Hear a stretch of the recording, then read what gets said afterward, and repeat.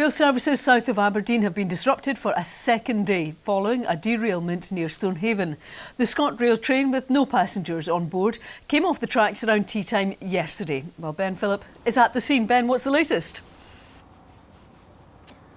Thanks, Andrea. Yes, well, investigations continued here today to try and resolve this highly unusual situation. Thankfully, last night when the train derailed here at Stonehaven, there were no passengers on board, which resulted in no injuries, but it has had a really big impact on travel. Now, tonight it seems that engineers have successfully managed to move the train to the right side of the track, but it's still here and the line remains closed.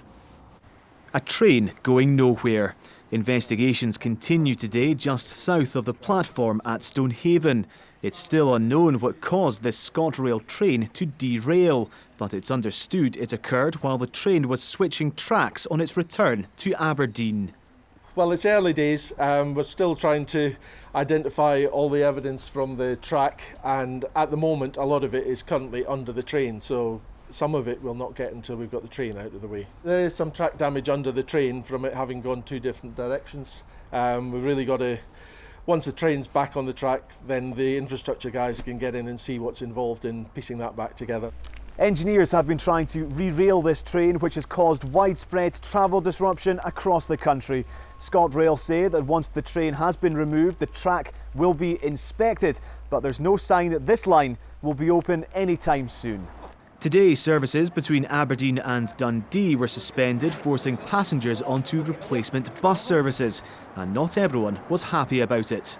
It's a total joke. I had to stay over last night because they were cancelled and the buses were chaos, so I'm just hopefully going to get home. I got off the train 6 o'clock last night, had to get a hotel here and missed the job interview today. Well, it can't be helped really. It's something that couldn't be planned for, and no one was injured, and I think that's the main thing. Engineers are now attempting to lift the train onto the track using a hydraulic jack system.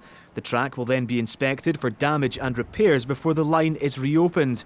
It's clear significant work is being taken here to identify safety lessons to prevent this from happening again. Ben Phillip, STV News, Stonehaven.